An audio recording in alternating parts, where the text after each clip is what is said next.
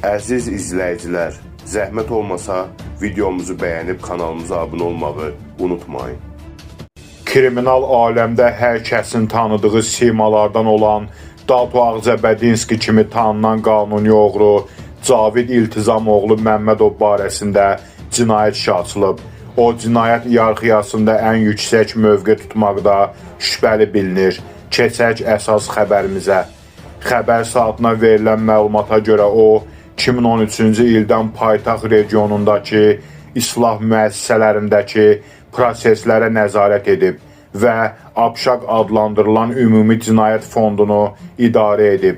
Bundan başqa o, Rusiyanın xüsusilə təhlükəli cinayətkarlar üçün nəzərdə tutulmuş məşhur Vladimir Mərkəzi həbsxanasında nəzarətçi olub, söz sahibi kimi tanınıb.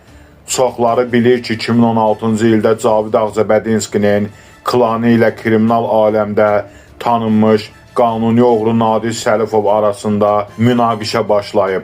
Qarşı durma bir neçə Azərbaycanlı qanuni oğru arasındakı konflikt fonunda yaranıb. 2020-ci ildə isə Lotu Quli Türkiyədə oteldə güllələnərək qətlə yetirilib. Bu hadisəni isə onun kriminal aləmdəki ən yaxın silahdaşlarından biri olan Xəqan Zeynalov, yəni Xəqan Bakinski törədib.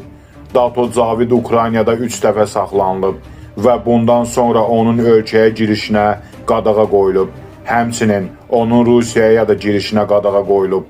Bildirilir ki, cinayət işi üzrə kriminal avtoritet Cavid Ağcabədinskini 8 ildən 15 ilədək həbs cəzası gözləyir. Hal-hazırda hüquq mühafizə orqanları onun yerini müəyyən etməyə çalışır. Kanalımıza abunə olmağı və videolarımızı bəyənməyi unutmayın.